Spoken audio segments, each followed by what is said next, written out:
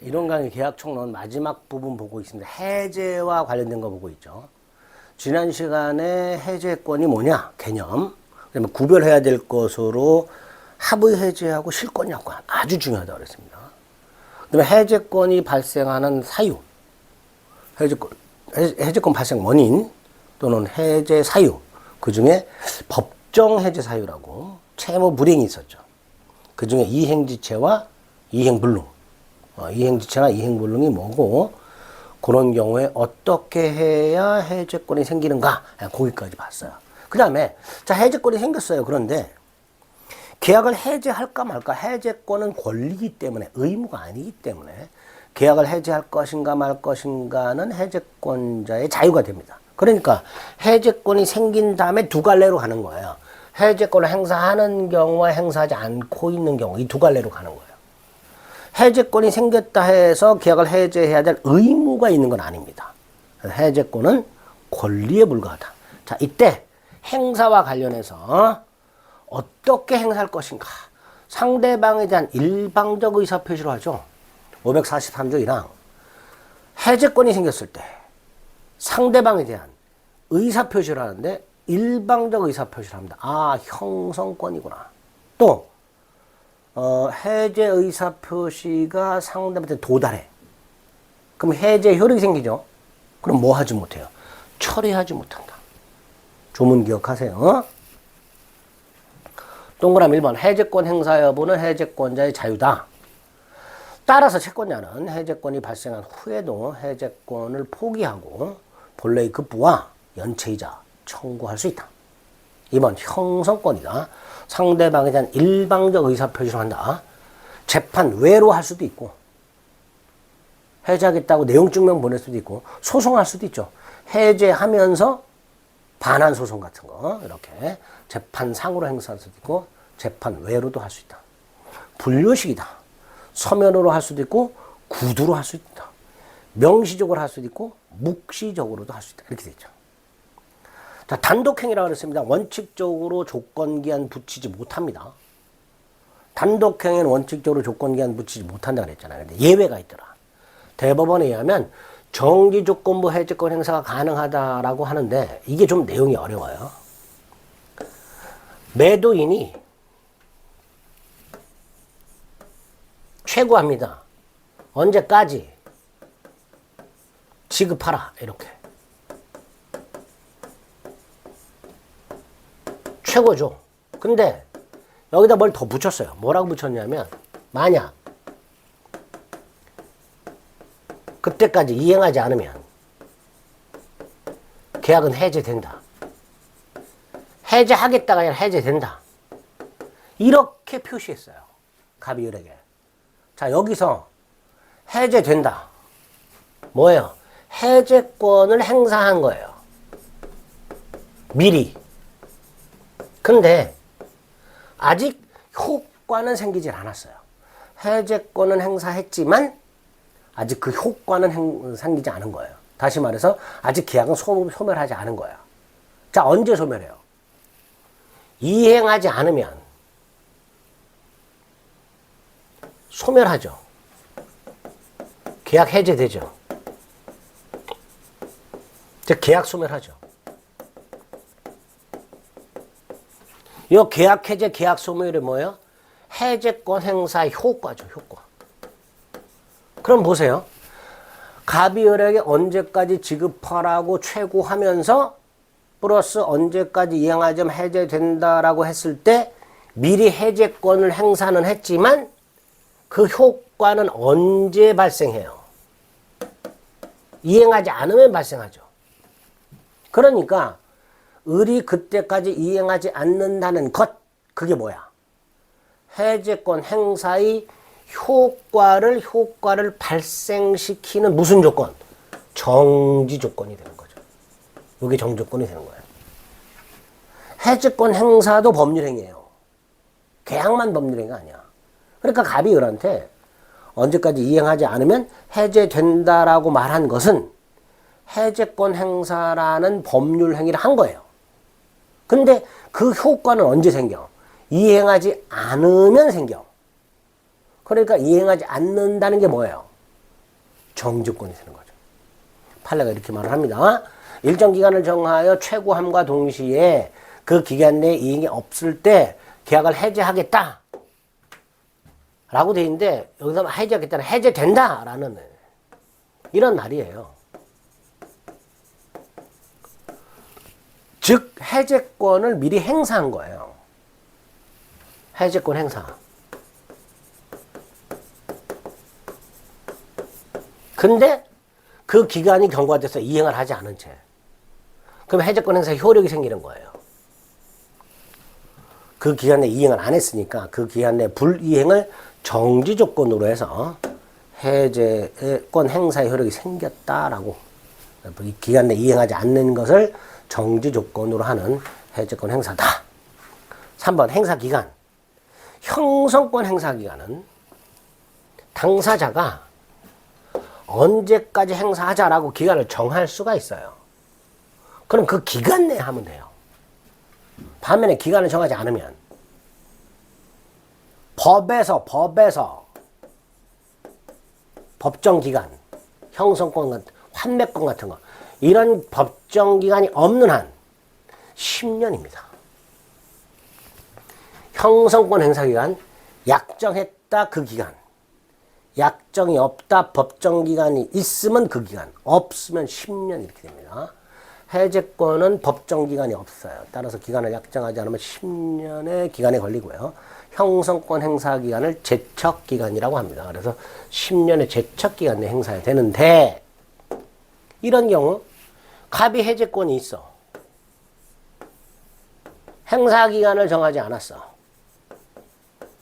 그럼 10년이죠. 즉 갑은 10년 내만 해제하면 돼요. 그럼 물은 10년간 조마조마하죠.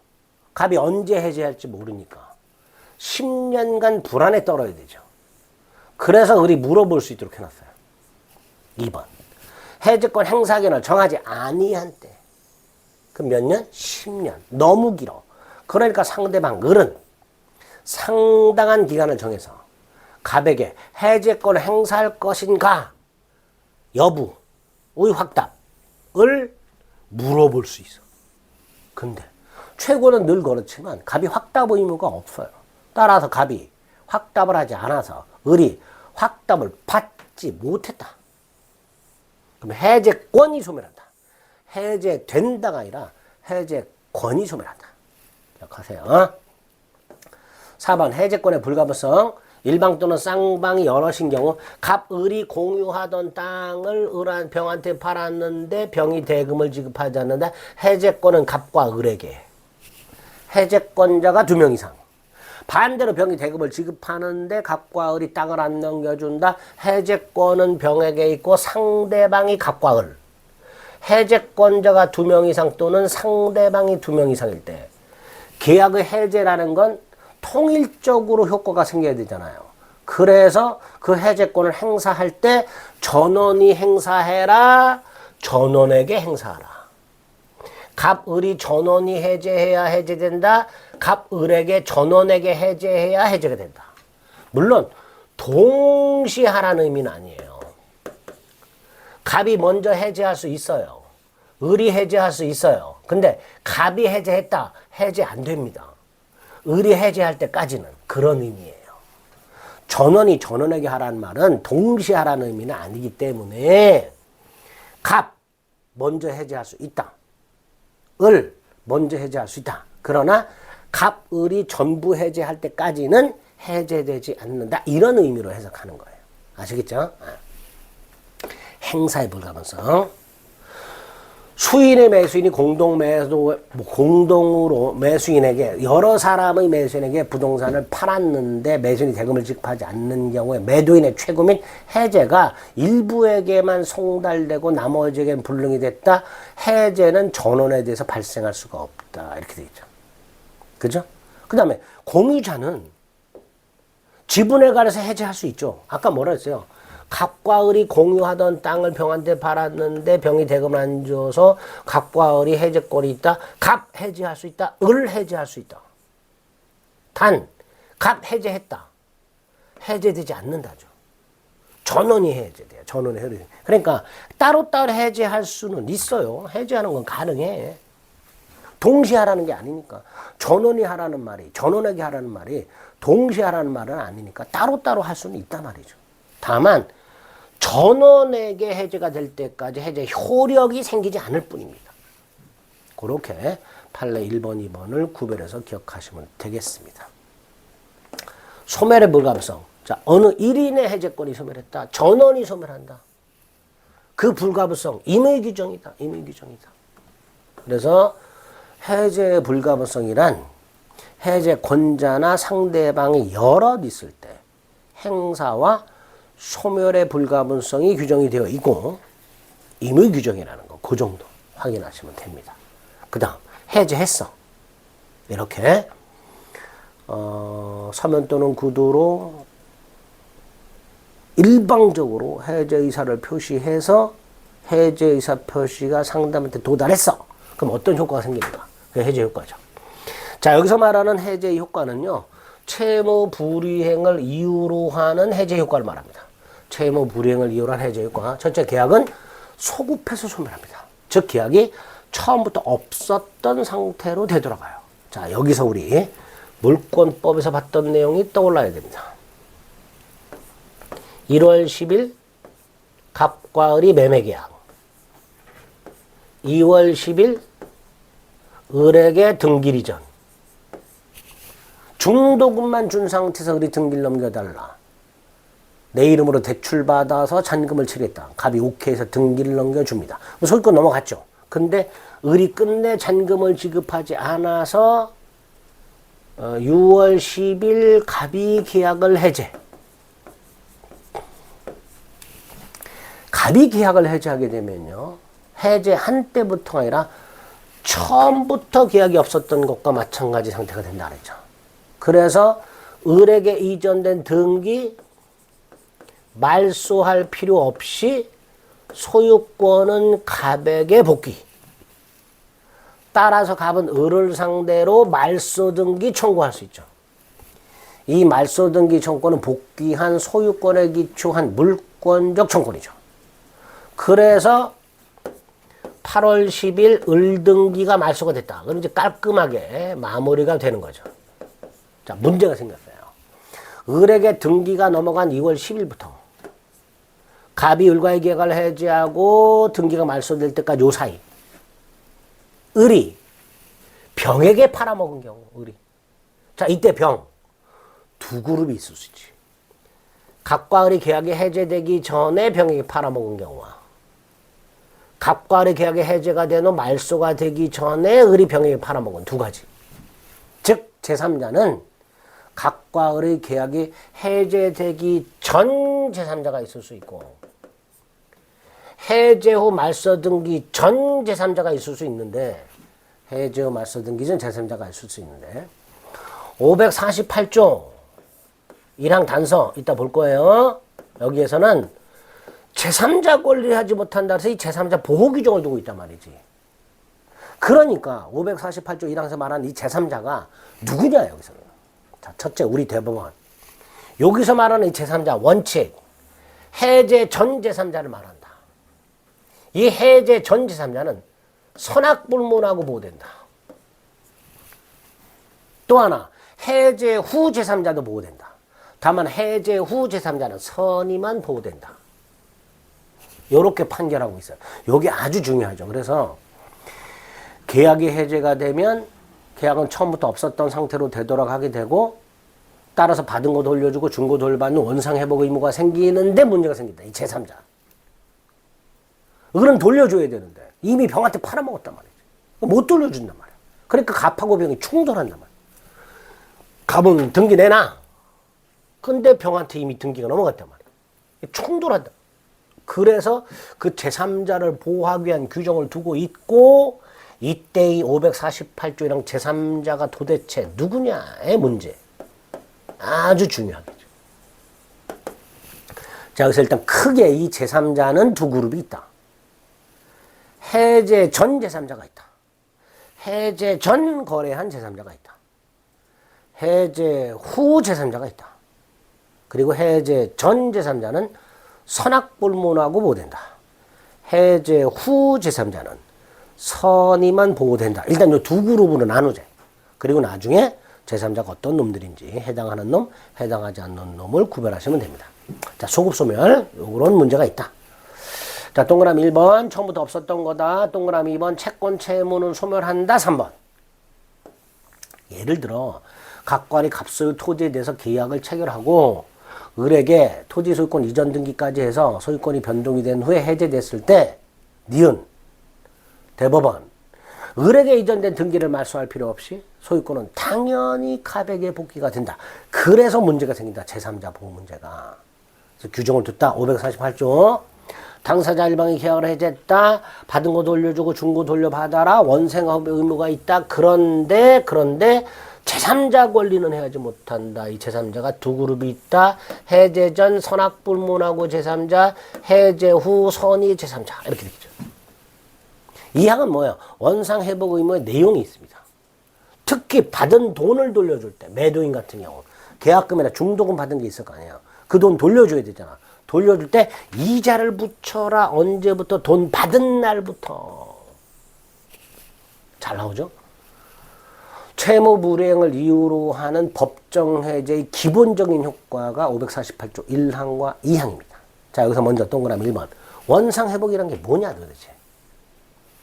우리 민법 총칙에서 계약이 무효나 취소가 되었을 때 이행한 후라면 부당이득 반환 의무라는 걸 봤어요. 그리고 이 부당이득 반환 의무는 선악에 따라서 반환 범위가 달랐죠. 제가 부당이득 반환과 관련해서 거스름 돈 더 거슬러 받은 것을 예를 들어 가지고 모르고 받았다 쓰고 남은 것 이익현존 한도에서만 반환해라. 알고 받았다 받은 거에다가 이자 붙이고 손해까지 배상해라 그랬었잖아요. 그게 부당이득 반환 범위예요. 근데 원상회복은 그 특칙이야. 왜? 선악불문 전부 반환이에요. 계약이 해제됐을 때 원상회복 의무가 생기는데 이 원상회복 의무는 부당이득 반환 의무의 성질인데 특칙이야. 왜? 선악불문하고 깡그리 반환해라. 좀 전에 금전 같은 거 어땠어요? 이자까지 붙여서 반환해야 되잖아요. 그러니까 부당이득 반환의 특칙이다. 동그라미 2번에 기억. 선악불문하고 전부 반환해라. 받은 게 물건이다. 원물 자체를 반환해라. 원물을 반환할 수 없게 됐다. 가액을 반환해라. 과실도 반환해라. 사용이익. 사용이익. 물론 당연히 물건을 사용해서 발생하는 감가 이거는 돌려줄 필요가 없는 거죠. 또 매수인이 받은 것을 잘 운용해서 별도의 수익을 얻었어. 이거를 운용이익이라고 합니다. 매수인의 개인적 능력에 따라서 증가된 이익 이것도 돌려줄 필요는 없죠. 일반적인 거 통상의 과실을 반환하는 거예요. 물건 반환, 사용이익 반환. 단 감가비는 어차피 발생하는 거니까 반환할 필요가 없고 매수인의 통상의 이익 플러스 매수인의 노력에 의해서 증가된 이익 이것도 반환할 필요가 없죠. 그 다음에 중요한 게 금전 반환이죠. 급부받은 것이 금전이라면 받은 날부터 이자 기억하세요. 받은 날부터. 근데 이 이자 이 무슨 이자냐 도대체. 매도인이 계약이 해제됐다. 금전 반환해야 된다. 이때 받은 날부터 가산하는 이 이자는 금전 반환 의무 지체에 따르는 연체이자냐 지연배상이냐 아니라는 거죠. 부당이득 반환 원상회복의 일종이잖아요. 그게 핵심 판례죠. 548조 2항의 이자는 원상회복 의무에 속하는 거다. 부당이득 반환의 성질을 갖는 것이다. 매도인 입장에서 금전 반환 의무 지체에 따르는 연체이자가 아니다. 그러니까 당사자세 설령 연체 이율 약정이 있다 하더라도 이 이자는 연체 이율로 계산하면 안 된다. 법정이자로 계산해라. 당연하죠. 이 이자는 부당이득 반환 의무의 일종이 됩니다. 계약이 해제되면 원상 회복 대상에 대금은 물론이고 대금 돌려줘야 되죠. 그 다음에 대금만 받은 게 아니라 매수인이 매수인한테 예를 들어서 을이 갑에게 대금을 준 게 있어. 근데 중도금을 제때 지급하지 않아서 연체이자까지 준 게 있어. 당연히 이것도 대금에 포함해야 되죠. 계약이 해제됐을 때 돌려줘야 될 매매 대금에는 당연히 매매 대금뿐만 아니라 을이 중도금을 지체해서 지급한 그 연체이자 이것도 갑은 돌려줘야 되는 거예요. 계약이 없었던 상태로 되돌아가야 되니까. 문제가 과실상계라고 되어 있습니다. 이 과실상계는요. 돌려줘야 될 돈에서 예를 들어서 을의 잘못으로 계약이 해제됐어요.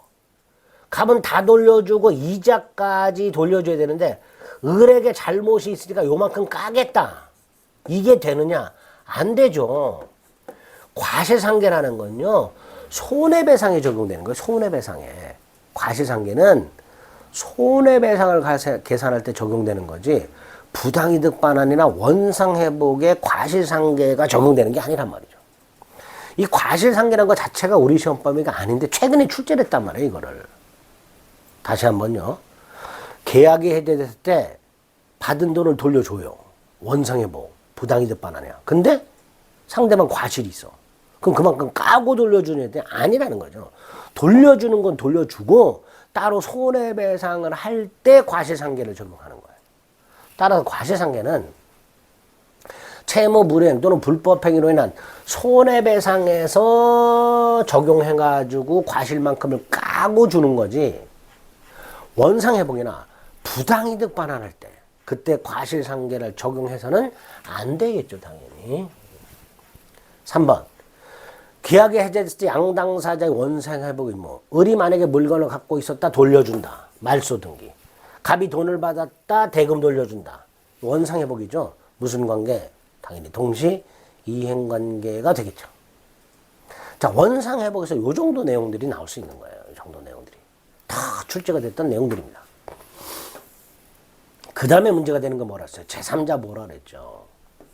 계약이 해제돼서 각 당사자가 원상회복 의무를 부담하게 되는데 여기서 문제가 생겼단 말이죠. 제3자가 있더란 말이지. 제3자. 이거 어떻게 하느냐 말이죠. 그래서 아까 뭐라 했어요? 각과 을이 매매를 했다.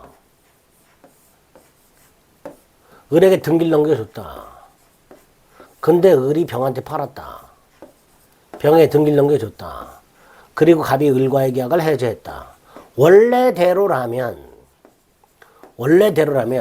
소유권이 갑에게 복귀되어야 하지만 제3자에게 소유권이 넘어갔으니까 제3자 권리 해야지 못한다 그랬죠. 따라서 이 경우에는 부득 복귀하지 않는다. 소유권은 당연히 갑에게 복귀하지 않는다. 따라서 갑은 을 또는 병을 상대로 말소등기 따위를 청구할 수가 없게 된다. 제3자가 보호된다. 계약이 채무 불이행을 이유로 해제돼서 양당사자가 원상회복 의무가 생기더라도 제3자 권리는 해하지 못한다. 이때 제3자 두 그룹이 있다고 그랬어요. 해제 전 선악불만하고 제3자, 해제 후 선의 제3자. 그 다음에 이 제3자는 당연히 새로운 이해관계를 맺어야 돼. 해제가 된 그 계약, 갑으로 가는 계약, 그 계약을 통해 생긴 효과가 있을 거 아니에요. 그래서 을에게 등기가 넘어가 있을 거 아니야. 그걸 기초로 새로 이해관계를 맺어야 돼. 거기다가 부동산이라면 제3자는 등기를 갖추고 있어야 되고 동산이라면 인도등을 갖춰야 돼요. 왜냐하면 계약이 해제되면 소유권이 갑에게 복귀하잖아요. 근데 이 소유권이 복귀된 갑보다도 병이 우선해서 보호받으려면 이 병은 적어도 외형상 완전한 권리자의 모습을 갖고 있어야 된단 말이에요. 보호를 받으려면. 따라서 부동산은 등기가 돼 있어야 되고 동산은 점유하고 있어야만 보호되는 제3자가 되는 거예요. 자, 갑을 간의 매매가 있었고 을병 간의 매매를 했는데 병이 적어도 병이 가등기가 되어 있더란 말이에요. 가등기. 그 상태에서 갑이 계약을 했대. 그럴 때 보호된다. 그럴 때. 등기, 가등기 정도는 되어 있어야 보호된다. 그런데 니은. 갑을 간의 계약이 해제가 되면 소멸하는 채권, 예컨대 대금 채권, 소유권 이전 등기 청권. 갑을 간의 매매를 했는데 갑의 대금 채권을 양수하거나 을의 이전 등기 청권을 양수한 사람. 이 사람들은 등기가 안 돼 있잖아요. 매매 대금 채권이나 소유권 이전 등기 청권 따위는 계약이 해제가 되면 소멸해버리는 채권에 불과합니다. 이 채권.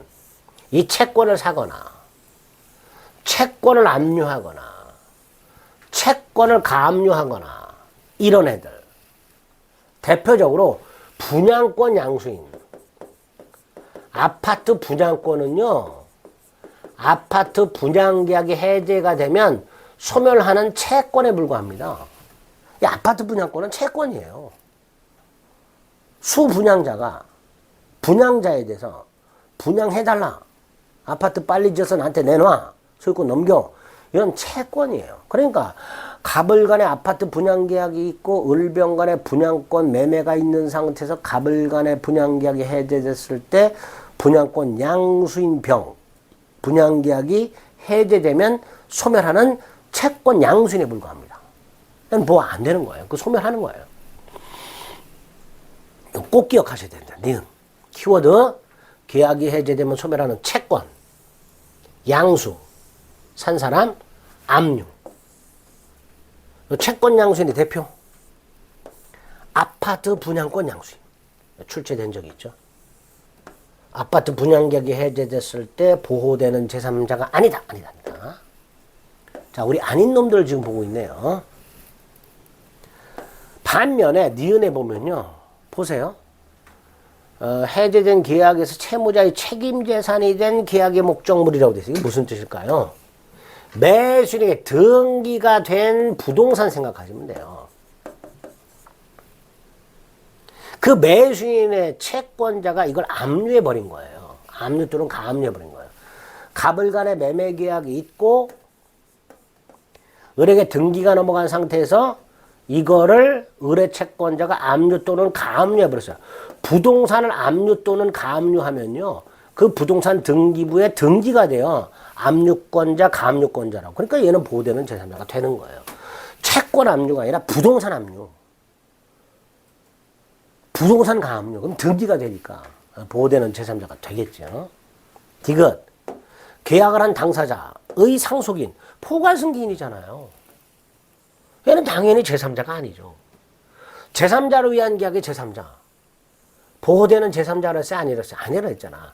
제3자를 위한 계약이 해제됐을 때 제3자 권리는 소멸해요. 얘는 보호되는 제3자가 아니야. 그 다음 리을. A 건물이 무허 건물이에요. 이 무허 건물을 갑에서 을로, 을에서 병으로 순차 매각이 된 다음에 병이 요 무허가 건물 관리대장에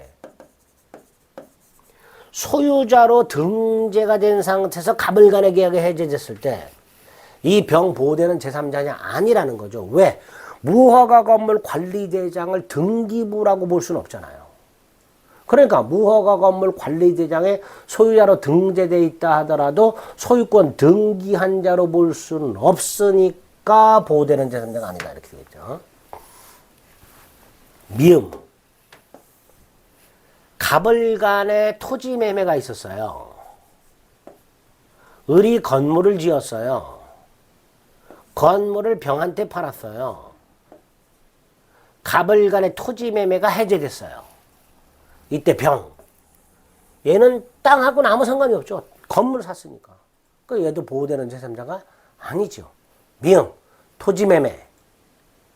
그 토지 매매가 해제됐을 때 그 토지 위에 지어진 건물 양수인 보호되는 제3자가 아니다. 이렇게 제3자 인놈 아닌 놈 구별하되 아닌 놈들 지금 쭉 봤습니다. 다 출제가 됐던 놈들이에요. 아닌 놈들. 그 다음 3번 제3자 범위 확대한다 그랬죠. 어떻게? 해제 후 선의의 제3자도 보호된다. 해제 전 제3자는 선악불문하고 보호되지만 해제 후 제3자는 선의만 보고 된다. 선의만 보고 된다. 자, 4번은 따로 기억하셔야 되는데 이건 뭐냐 하면 갑을 간의 주택 매매가 있었어요. 을병 간의 주택 임대차가 있어요. 자, 을이 주택을 인도받고 주민등록을 해서 대항력이 있는 상태에서 갑을 간의 주택 매매가 해제가 됨으로써 소유권이 갑에게 되돌아오면 주택 임대차 보호법에 의하면 임차인이 대항력을 갖췄을 때 주택 양수인이 임대인 지위를 승계한 것을 본다 이렇게 돼 있어요. 자, 임대인이 얘잖아요. 근데 소유권이 이렇게 되돌아갔잖아. 그럼 얘를 주택 양수인으로 보는 거예요. 그래서 갑이 을의 지위를 승계한 걸로 보니까 병은 갑에게 임차권을 주장할 수가 있게 됩니다. 즉 보호가 되는 거예요. 4번 갑이 을에게 주택을 매매하고 을이 주택을 병에게 임대한 후 갑을 간의 주택 매매 계약이 해제됐을 때 병 보호되느냐? 원칙 보호돼요. 제3자에 해당이 돼. 병 보호됩니다. 1번, 2번 다. 근데 딱 한 놈이 보호가 안 되는 놈이 있어요. 여기 3번이에요. 매도인 갑으로부터 매수인 을이 전세 권한을 부여받았어요.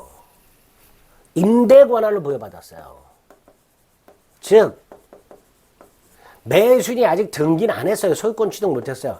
이게 뭐냐면 주택 매수인이 매도인한테 중도금을 준 상태에서 내가 이거 임대차 해서 보증금 받아가고 잔금을 치르겠다.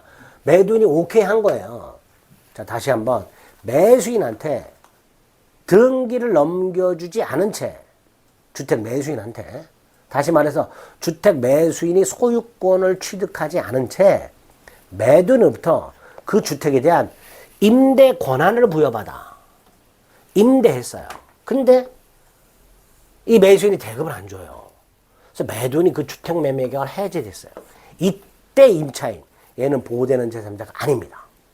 다시 한번 갑을 간의 주택 매매가 있는데 을이 병과 임대차를 한 상태에서 주택 매매 계약이 해제가 됐는데 이 을이 병하고 임대차 할 때 소유권을 취득한 상태에서 임대차를 한 게 아니라 갑으로부터 임대 권한만을 부여받아 임대차 한 경우. 자, 요때는 요 임차인은 보호되는 제3자가 아니기 때문에 갑에게 임대차 효력을 주장할 수가 없게 됩니다. 임대차 효력을 주장할 수 없다. 갑의 명도 청구에 대항할 수 없다. 한 놈, 요 놈. 보호되는 제3자가 아닌 거. 그래서 548조 1항 계약이 해제됐을 때 보호되는 제3자와 관련해서 제3자 인놈 아닌놈 구별하라는 문제가 나왔을 때 지금 체크해드린 아닌놈 가지고서 이렇게 골라내실 수 있어야만 됩니다. 자, 계약이 해제됐어요. 채무 불이행을 이유로 원상회복 의무가 있어요. 따로 뭐 해야 돼? 손해배상 청구해야죠. 보세요. 갑과 을이 계약을 했고 을이 계약금만 준 상태에서 잔금을 지급하지 않아서 갑이 계약을 해제했다. 갑은 계약금에다 이자 붙여 돌려주라. 플러스 뭐 할 수 있다. 손해배상 청구를 따로 규정하고 있는 거예요. 원상회복이나 부당이득 반환하고 손해배상은 별개란 말이에요. 그래서 우리 과실상계도 손해배상에 적용되는 것이지 부당이득 반환이나 원상회복에 적용되는 게 아니다라고 말씀을 드렸잖아요. 착각하시면 안 돼요. 돌려줄 건 돌려주는 거고요. 손해배상은 따로 청구하는 거야. 자, 이거를 돌려주기 싫으면 갑은요. 을의 채무 불이행을 이유로 계약이 해제되면 계약금은 반환하지 않는다. 이런 위약금 특약을 따로 해야 돼요.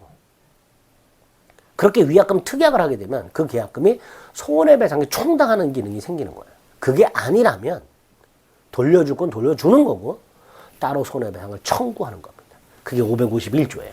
계약을 해제는 손해배상 청구에 영향을 미치지 않으니까 계약을 해제하고 원상회복이나 청산 의무를 이행하고 따로 뭐 할 수 있다. 손해배상을 청구하게 되는 겁니다. 자, 이때 손해배상 무슨 이익배상이에요?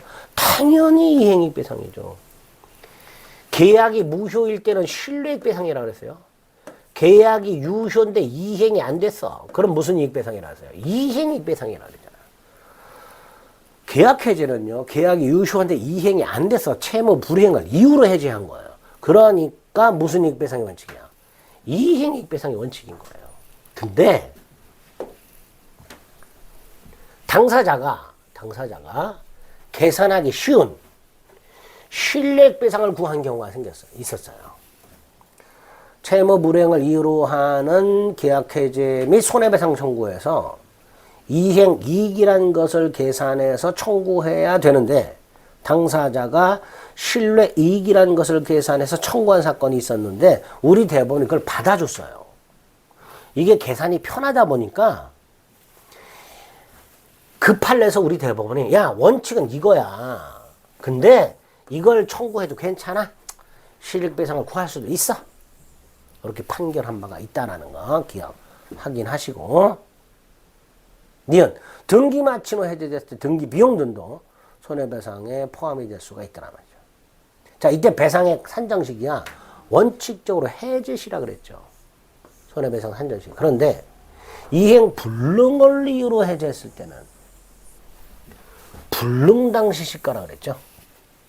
원칙이 해제 당시인데 이행 불능일 때는 불능 당시 시가 이렇게 기억하시면 되겠습니다.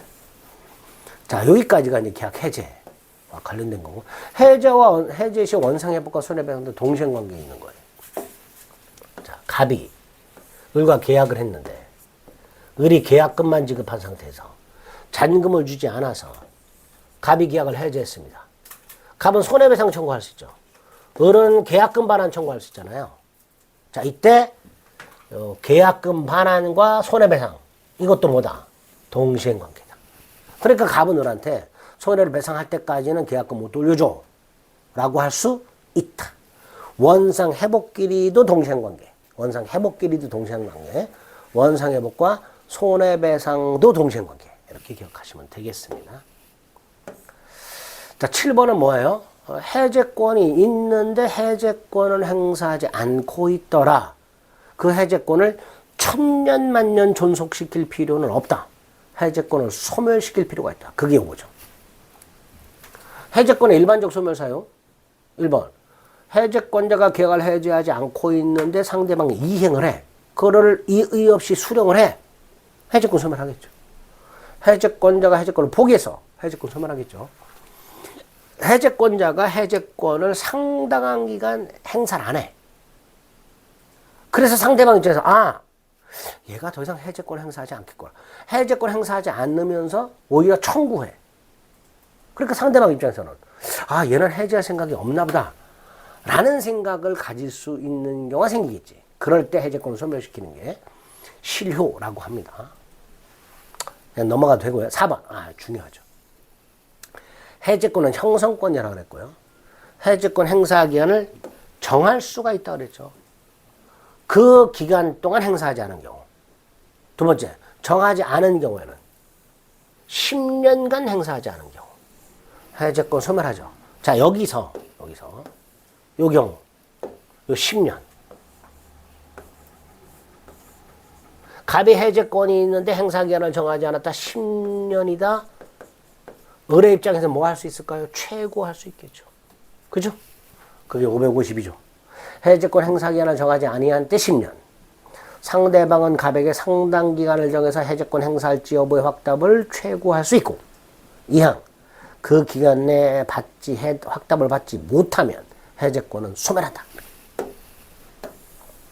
2번.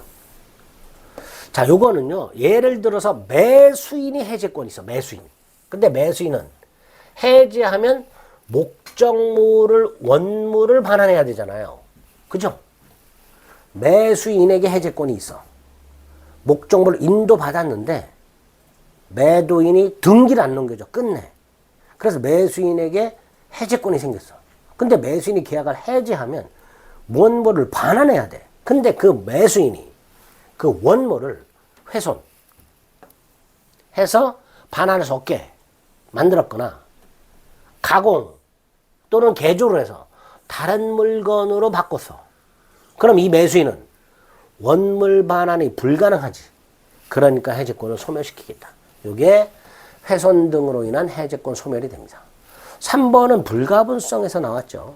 해제권자가 여럿 있거나 상대방 여럿 있을 때 1인의 해제권, 1인에 대한 해제권이 소멸하면 전원에 대해 소멸한다. 이런 게 있었죠. 이런 것들이 해제권 소멸 사유다 라고 생각하시면 됩니다. 해제 효과 대단히 중요합니다.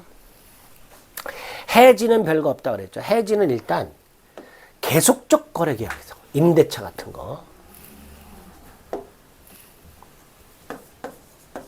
임대차 같은 거 언제부터 언제까지 계약 기간이 정해져 있는 계속적 거래 계약에서 그 계약의 효력을 장래를 향하여 소멸시킨다 그랬죠. 장래를 향하여. 역시 해제와 마찬가지로 일방적인 거고요. 일방적인 거고. 특징. 계속적 거래 계약에 한해서 인정된다. 장래를 향하여 발생한다. 따라서 원상 회복 의무는 없겠지. 해지 사유도 약정 해지권이 있고 법정 해지권이 있습니다. 특히 해제권과는 달리 임대차 계약과는 이런 경우에 해지할 수 있다고 규정이 많이 되어 있어요. 또 하나 사정 변경을 이유로 해지권을 인정한 바가 있어요. 예를 들어서 판례가 있는데 A 회사 이사갑 이사로 취임하면서 회사 채무를 보증하는 계약을 했어요. 근데 이사직을 사임했어요. 사정이 변경됐죠. 그럼 이 보증계약을 해지할 수 있어야 될 거 아니에요.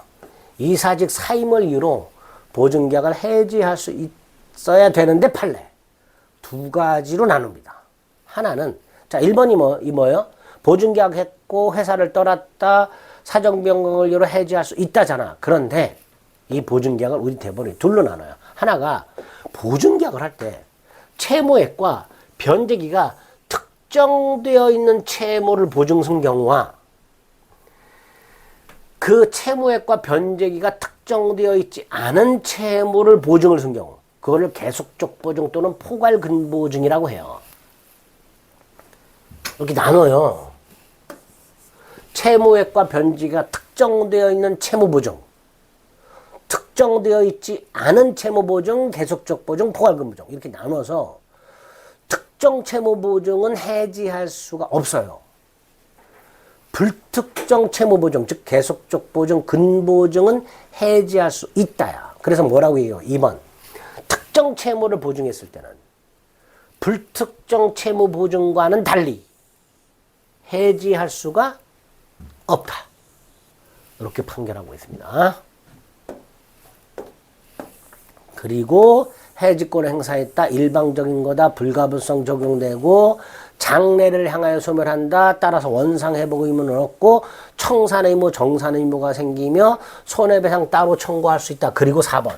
해지 기간 이건 나중에 임대차 가서 볼 건데 해제든 해지든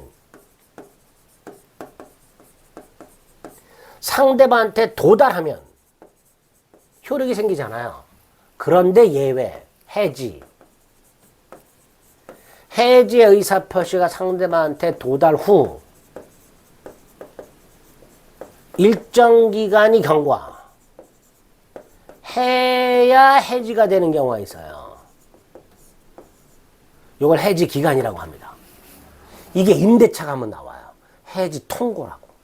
이렇게 해지 효력은 해제와 마찬가지로 상대방한테 도달한 때 발생하는 게 원칙이지만 예외적으로 해지의 경우에 예외적으로 도달하고 나서 일정 기간이 지나야만 해지의 효력이 생기는 경우가 있더란 말이죠.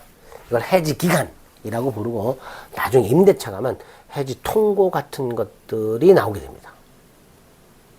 여기 632조라고 되어 있는데 635조예요. 임대차 기간을 정하지 않았을 때 각 당사자는 언제든지 계약 해지를 통고할 수 있고 6달, 한 달, 5일이 경과해야 해제 효력이 생기도록 하고 있습니다. 그건 이제 임대차 가서 따로 보시도록 하겠습니다. 해제는 이런 게 없어요. 해지에만 해지 기간이 예외적으로 있을 수 있다. 자, 이렇게 해서 계약 총론 내용을 다 살펴봤습니다. 이제 계약 강론하고 민사특별법 남았습니다. 자, 2월 달부터 시작해서 지금 4월 달인데요. 이론 강의는 4월 달 안으로 마무리를 질 거니까, 자, 4월 달까지 이론 강의 마무리 짓고, 기출 이미 마무리가 됐잖아요. 그죠? 같이 방류해서 이제 5월 달부터 집중해서 반복을 해주시면, 나중에 문제풀이 들어가기 전까지도 얼마든지 여러분들 일정 실력을 충분히 마스터할 수 있습니다. 아시겠죠? 너무 조급해하지 마시고 반복해서 강의를 들어주시기를 다시 한번 말씀드리겠습니다. 계약 강론은 시간을 좀 달리해서 살펴보도록 하겠습니다. 수고하셨습니다.